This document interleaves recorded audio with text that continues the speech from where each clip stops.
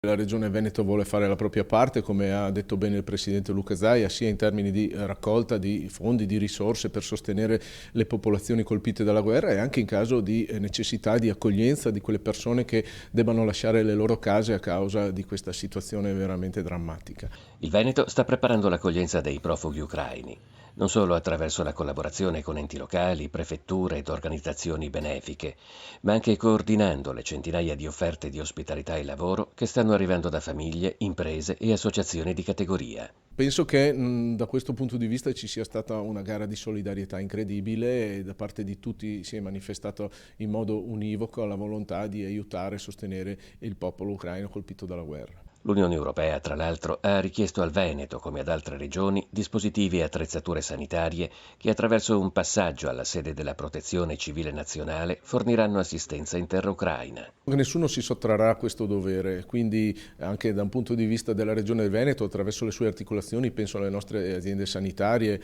ma anche alle nostre ATER, tutti coloro che hanno la possibilità di mettere in rete della possibilità di ospitare, faranno di tutto affinché questa offerta sia messa a disposizione di chi dovesse trovarsi a arrivare nella nostra regione.